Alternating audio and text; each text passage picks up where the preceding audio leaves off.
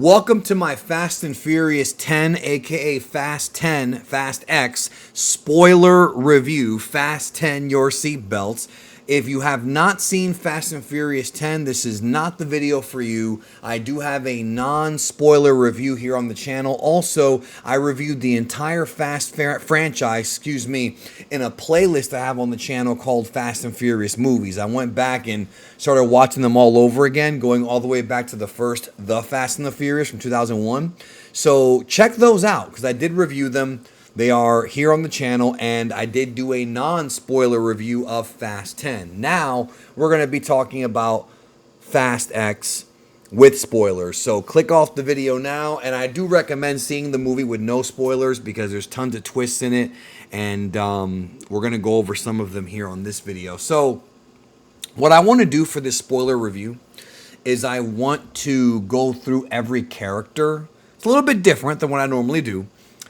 I want to go through every character and discuss my thoughts on the characters. Now, if you're looking for me to talk about like the stunts or the script, I did discuss those in the non-spoiler, and I will be discussing them here as well. But, you know, I'm not going to repeat myself. So I would highly advise you to check out the non-spoiler too, because they kind of both go together. But the spoiler review, we're going to go into each character and how I felt their story progressed in this movie and where they could go. Well, I'm going to do a different video predicting the sequel, but I want to go through like each character, you know what I mean, and kind of give my thoughts. So let's go ahead and start with Vin Diesel as Dominic Toretto. Obviously the main character. Obviously he's the target of, Dante Reyes. He's the guy who was, he's the guy who had to do all the crazy stuff. I feel like a lot of what he did in previous movies was kind of all sort of tied up here, and he's like the centerpiece character. So I can't really say that anything he did sucked. I thought his performance was kind of similar to how he was in the last two movies, where he didn't really have much to say. He didn't really overdo the emotion, except for the one scene with Elena's sister. That's the one time when he really got to show his acting chops. But and then there's obviously just how over the top that character is and how he does things that are just complete insanity in this movie. Again, no different than since Fast 5, really. But again, they didn't go to space, so it wasn't even that crazy. But he didn't have too much. He ultimately became the hero at the end, and there was, of course, that race, and he did some good stuff, when the Brazilian guy got blown up and whatnot. But there wasn't that much for him to do in this movie because he shared so much screen time with so many other people. But obviously, it sounds like they're teasing, based on the dialogue, like the scene with him and Helen Mirren in the Vatican, it really seems like they're teasing that he's going to end up dying at the end of the saga. Like, they're almost teasing like he's going to pass the torch off to his son. And it really does feel like that. Now, Jason Momoa as Dante Reyes, dude, every scene he was in was hilarious, yo. Like, he tried so hard to be macho while also, being this very flamboyant, over-the-top character. He was funny. The scene where he's painting the nails of, the dead bodies was classic. He had so much fun, yo. Like I mentioned in the non-spoiler, bro, he really is like the Joker. He was enjoying torturing Dominic and his family. Now, I would have liked to have seen a little bit more of his backstory, a little bit more of his sort of origin. I would have liked to have seen that. And I did like that he had he was almost outsmarting Dominic, and it's about time we had a character that did that, especially after movies 8 and 9.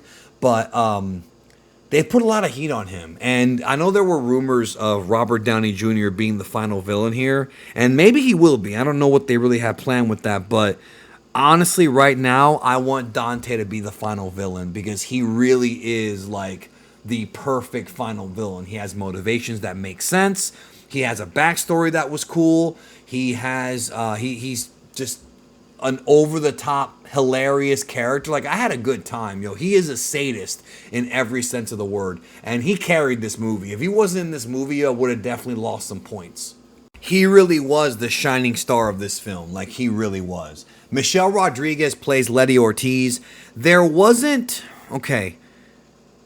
They gave her own story with Cypher, and they had like that little fight or whatever, which I thought was kind of like, I know why they did it, but it felt like it was kind of shoehorned in.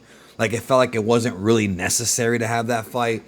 I did like the fight itself, but it was they could have done something else. You know what I mean? However, the character of Letty and the separation from Dom in this one, I really liked it. It kind of reminded me of 8, but ultimately she didn't do too much. Like that, the issue with the movie is that most of the characters did a little bit, and it was almost glued together by Dante. Like he really was like Thanos. You know what I mean? That's why I compare it to Infinity War, because it was kind of following his story. It's his revenge story. It really is his revenge story. Jason Statham as Deckard Shaw. So the dude had one awesome fight scene. I did not like the way him and Han just made peace. I knew it was going to happen. Like, we knew it was going to happen. And I liked that whole scene at his house when they went to raid him and whatnot, how they worked together. The actual scene was cool. And it shows how awesome Deckard Shaw is. And the fact that his mom is in danger, you know, that's a great cliffhanger. Also, one of many cliffhangers from this movie, because that hasn't been portrayed yet. But ultimately, besides that, he didn't do much. And I think that's on purpose. I think that he was reintroduced here to kind of finish off that Han story, which, by the way, I still don't like the fact that Han is alive, even though when they reunite Han and Giselle, it's going to be fucking awesome. I cannot wait for that. It's going to be the next movie. But it's one of those things where they could have done more with him, but I'm not going to knock the movie for that, because it's a trilogy. So obviously they brought him in to do the Han thing. Now he's going to go off on his own mission, hopefully with his brother and sister, to go save the mom. I'm excited to see that. But he really did not do much. He didn't do much. Tyrese as Roman Pierce, still the comedy guy, still very, very funny. I thought that he brought it. I thought that little fight with him and Ludacris was kind of a waste of time. It kind of felt like that. It was played up for laughs, and it was okay. Wasn't bad, though. Like, I didn't hate it or anything. He definitely had more to do in previous movies, but as the comic relief, he wasn't really over the top. But he was still funny enough. And they had a whole subplot about leadership and how he had kind of showed being a leader. I liked all that. That was actually good stuff for his character, and I hope they continue that in the upcoming last 2 movies. Ludacris, Taj Parker. Again, he kind of seems to be working alongside Ramsey, so I'm going to go ahead and put Ramsey in this, Natalie Emmanuel as Ramsey. I'm going to go ahead and talk about both of them together.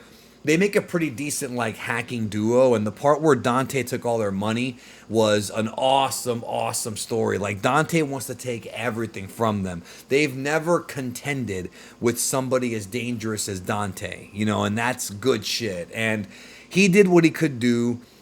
Again, the fact that he knows martial arts, like what he showed in the previous few movies, is strange to me, because there's no hint of any of this in Too Fast, Too Furious, or even in Fast 5. But he's the tech guy, and I think him and Ramsey work well together. But it's also a thing where, do you really need 2 tech people? You know what I mean? But at the same time, he didn't take away from the movie, and I do like him and Tyrese's chemistry. John Cena as Jacob Toretto. He's a completely different character than he was in the last movie. And that's good and bad. It's bad because it's inconsistent with the previous character. He does play, the babysitter to Dominic's son throughout most of the movie. It's good because I thought his character in Fast 9 was extremely boring and pointless. However, I mean, maybe not pointless. I know why he was there, but they could have done so much more with him. And the backstory with Dom and him, but he was fun in every scene he was in. I love that shirt he had on that said, "I have gas." Like, there's so many little things, man. Cena's so fun with the comedy. The scene where he did the attitude adjustment to the guy through the freaking floor of the house was just complete insanity and wacky. And the scene where he saves his sister was also cool. Now, I want to talk about the sacrifice. I'm not sure if I believe this.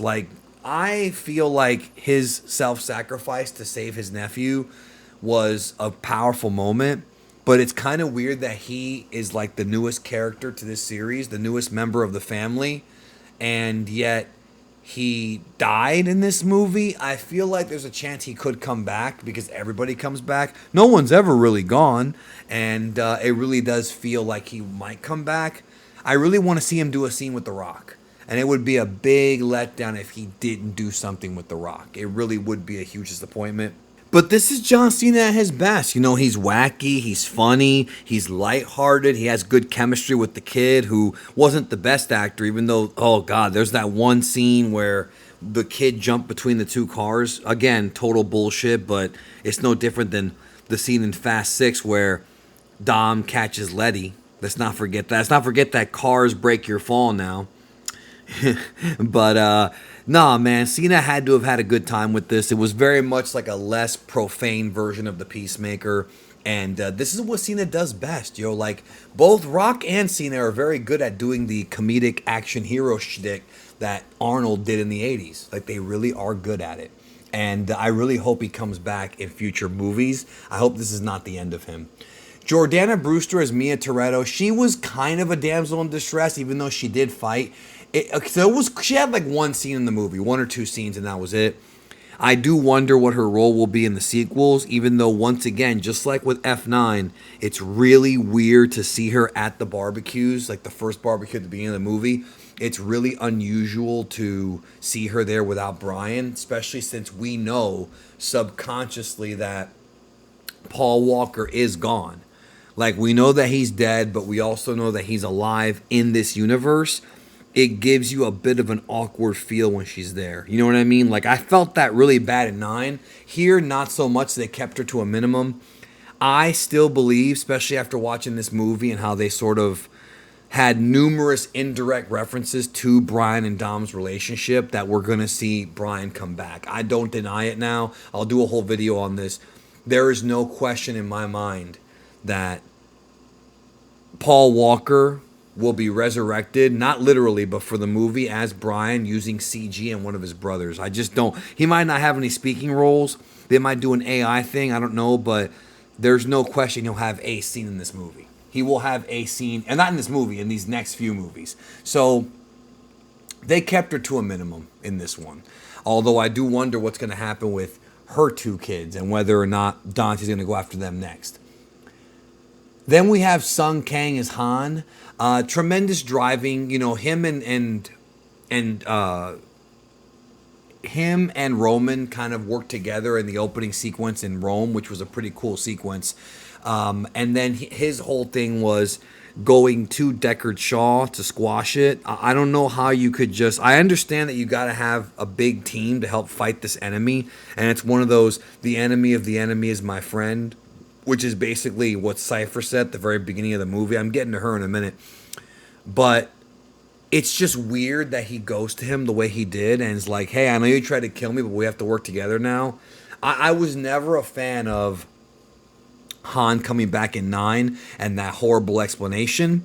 And I was also not a fan of them sort of forgiving Deckard for killing him. Like, that was... I understand that Deckard redeemed himself by saving the baby, you know, Dom's son, Brian. Like, I get that, but he killed a member of the family, or tried to. And to me, I don't know, man. It was not something that I liked at all, honestly. But if we get to see more of Jason Statham, especially with how they're sort of building to him having a bigger role in the next one as he tries to save his own mother, I would love it if it was all the Shaw siblings, him, his brother, and his sister, working together to save the mom. I would adore that as a story. I even wanted it to be its own movie. So the fact that we get to see more of him, I'm okay with it, instead of him just being a one-note villain.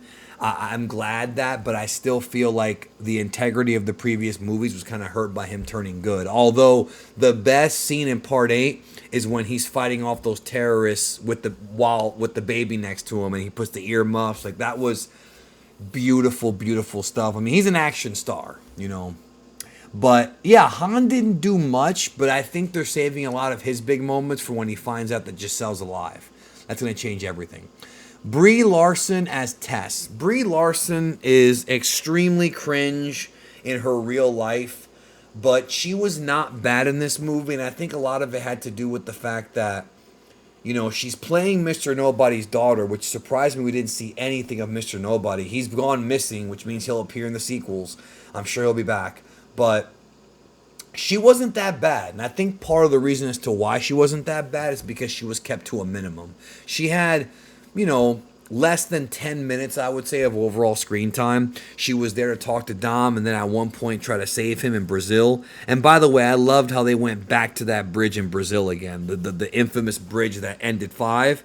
I was really happy to see that.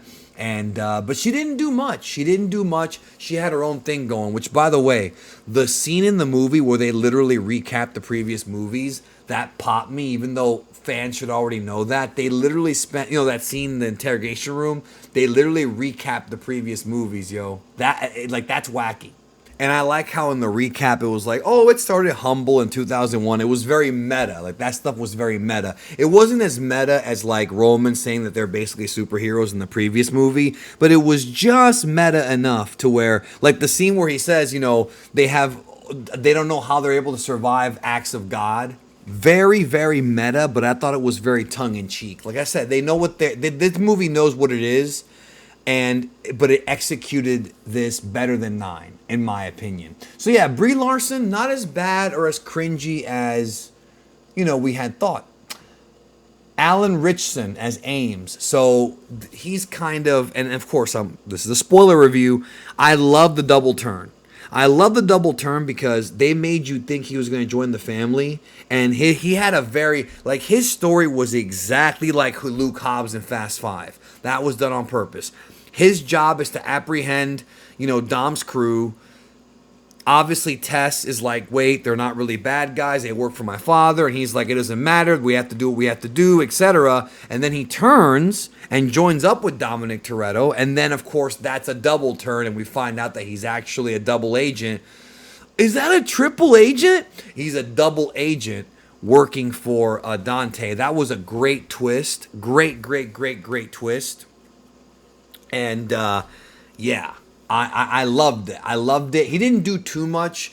Like I said, he's basically like a new version of Luke Hobbs, but this time, instead of Luke Hobbs becoming good, joining the family and being cool with Dom, they made you think he was going to do it and then pulled the wool from under you. And that was great writing.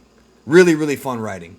And when I say great writing, I mean great writing for this series. Not like it's great writing like for an actual well-written franchise. Because a lot of these movies are not very well written at all, especially the last couple. But definitely an improvement over 9 for sure. I liked it. I liked that twist. Daniela Melchior as Isabel. That's the sister of Elena. Again, bringing in like the sons and mystery siblings is something that this franchise, it's almost like Star Wars at this point. This franchise does it quite a bit. She was nowhere near as likable as Elena, but at least there's a tie-in with Rio, and it's just weird how Dom just knew. Oh, I just knew you were her sister. Kind of dumb, but I do think that she's going to have more to do in the sequels as well. Scott Eastwood as Little Nobody. This dude didn't even make it out of the first act. Again, another character that wasn't that great in 8. I don't even remember what he did in 9. 9 was such a forgettable mess, dude, that I vaguely remember things from that movie, yo. He was used better here, though, for sure. I guess you could say he may have been Dante's first victim, even though I still think that he's going to come back. But there's nothing really special here. Now, Helen Mirren playing Queenie. I still think that there's a chance she might bite it in one of the upcoming movies, and I still think the Shaw family should protect her. But I did like the scene with her and Dom and the whole thing about gladiators. It was only one scene, but it was a fitting scene of her being like she's kind of become like the motherly figure. I kind of liked her in 8 because she actually was interesting there, and in Hobbs and Shaw.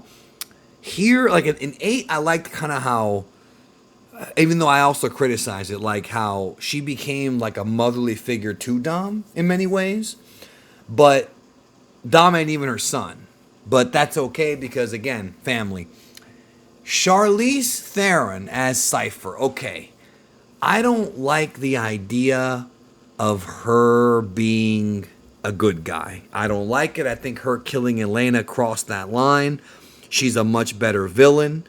Once again, we find out that she's a martial artist now because she's having this extremely over the top fight with Letty where glass was breaking and all that. It was just so over the top, you know, that it's more realistic for Letty to be that tough than it is for her. But I have a weird feeling she might end up being like a fake good guy and that she'll be a villain, or at least I'm hoping that's the case, because while Charlize Theron is, I mean, she's a hell of an actress. Everybody knows this. She has a history of nailing every role she's in. It's also a situation where, while I liked her showing up at Dom's house at the beginning of the movie to kind of establish the new villain as being a bigger threat than her, at the same time, I don't like her being a good guy. She's just much more interesting and much better as a bad guy. Like, way, way better as a bad guy. You know, she's even saying stuff like, I like how she basically is like, you know, I thought I was the devil till I met him. Great way to put over that character. Then we have, of course, Rita Moreno as Abuelita. She might also bite it. You know, great scene at the beginning of the movie with her in it. Of course, the mid-credit scene with The Rock, he only had one line. It may have been shot a month ago for all we know, but I predicted it, yo. I predicted that it makes sense to have him in here because he is the guy who ultimately finished off Hernan Reyes. So he's got to be the guy that Dante goes after even more than Toretto. But it's exciting to see him back, although it seems like he's back working for the government again, right? But good. Like, I'm fine with it. I am wondering where the Puerto Ricans were at in this movie. Same thing with, you know, a few other characters. Maybe the Cuban from 8. He didn't do anything in this movie either. I'm sure they'll be in the next ones. But The Rock was fine. He was supposed to be a big surprise. Wait, they made up? Yeah, they did make up. But it was off. It was a story that wasn't covered by the media. The media likes to cover drama and when actors have a falling out. But when they make up, it's barely as public as when they have the falling out. So it is what it is. Now, when it comes to sequences, the sequence where Toretto used the nitro or whatever, the NOS to destroy those 2 helicopters was probably like the second most ridiculous thing in this movie besides him driving down the dam at the end. I don't think that should have been in the trailers, yo. Like always, the trailers end up ruining big sequences, but still, like, the movie had crazy over-the-top shit, but it was nowhere near as over-the-top and honestly boring as the last movie. This movie improved so much from the previous movie, and it really rewarded you for being a fan. It really did. The cannon cars thing, you had a kid blowing up like grown men and killing them. I mean, look, for this franchise, I can't even sit here and say it's that crazy because it really isn't. And it's probably not the last thing that we're going to see from him. The cliffhanger, though, was great. I love how the cliffhanger at the end of the movie, they have 5 unresolved plot threads. They have the Queenie being in danger and the Shaw family going to rescue her. That's unresolved. The crew in the plane that's about to blow up. That's the cliffhanger. Dom and Brian the kid. You know, the dam is about to break. They're about to die. That's got to be wrapped up. The Rock, I'm guessing Dante's going after his daughter. I'm sure of it because he doesn't care. That's unresolved. And then, of course, the surprise appearance of Gal Gadot reprising her role as Giselle with now she has a nuclear submarine. She has it to go save Cypher and Letty. And that was a great little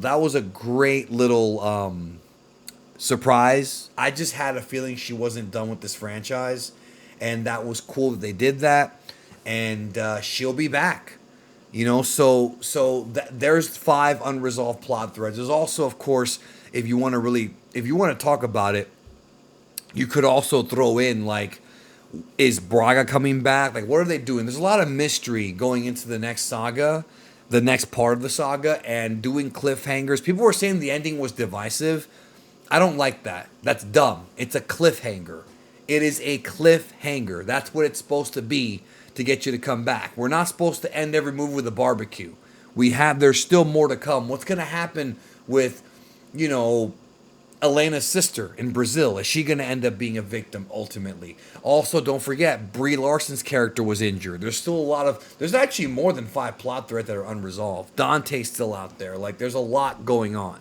So, I am happy though. The movie was my favorite Fast movie since Fast 6. I would put it probably equal to Furious 7. I'd probably put it there, even though that movie had its own issues. This movie borrowed a lot from the older ones and ultimately was fun. It was a fun time for me. I might be doing a tier list on the channel very, very soon covering all the Fast movies, and I cannot wait. 2 years till we get the next one. Let's see how it goes down. Anyways, what did you think? Leave your spoiler thoughts down below. I thank you again for watching, and this ain't the last video I'm doing because I'm going to be doing probably a preview of Fast 11, what they could do, and what I think they're going to do, like a predictions video and a tier list video. So tons more content to come. Thanks again. Take care. I'll see you soon.